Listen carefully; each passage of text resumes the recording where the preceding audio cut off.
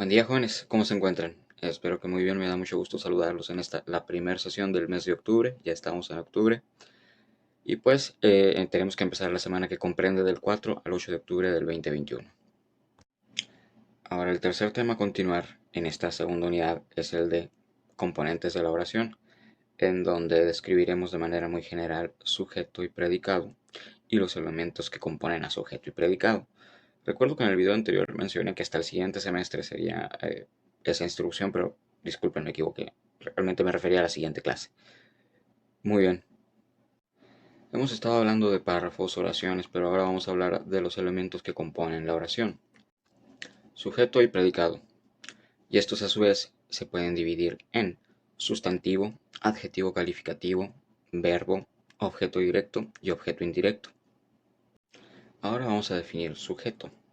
Sujeto se refiere a la persona, animal o cosa que ejecuta la acción verbal, la persona de la que se está hablando en la oración, aquello que realiza la acción del verbo, coherente siempre en número y en género.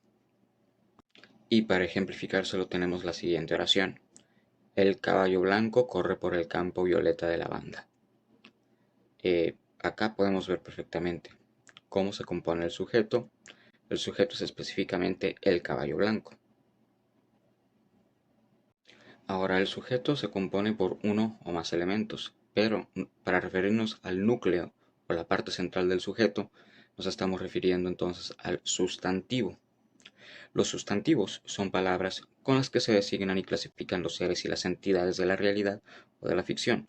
Cualquier palabra que se refiera a algo o a alguien, existe o no exista.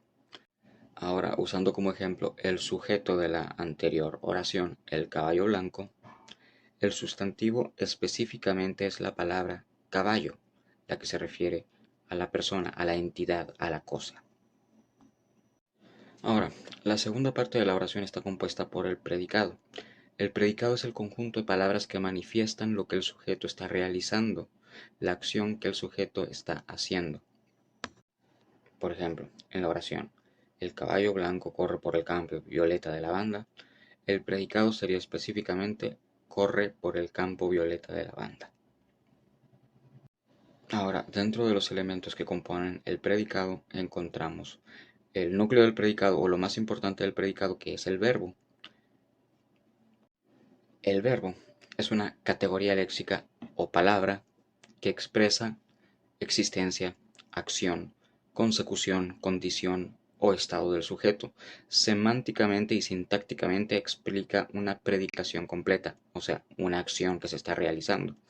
Ahora, tomando como ejemplo el predicado de la anterior oración que decíamos, corre por el campo violeta de lavanda, el verbo o el núcleo del predicado verbo sería específicamente la palabra corre, que es la que indica acción.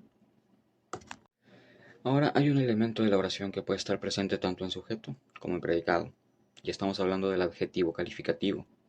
El adjetivo calificativo es una parte de la oración o clase de palabra que complementa a un sustantivo o verbo para calificarlo, clasificarlo, expresar características o propiedades atribuidas al sustantivo. Tomando como ejemplo la oración anterior, encontramos dos adjetivos calificativos en sujeto y predicado. En el sujeto, el caballo blanco, el adjetivo calificativo sería específicamente la palabra blanco, y en el predicado, el adjetivo calificativo sería la palabra violeta, específicamente. El siguiente elemento del que vamos a hablar es el objeto directo. El objeto directo es la función que desempeña un constituyente sintáctico diferente del sujeto gramatical. ¿Qué quiere decir esto?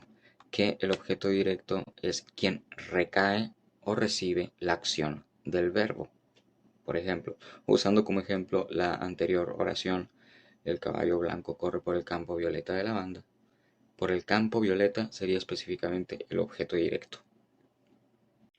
Y ahora el último elemento que vamos a mencionar es el objeto indirecto, que es o que corresponde a ser el beneficiario o perjudicado por la acción del sujeto, una caracterización semántica.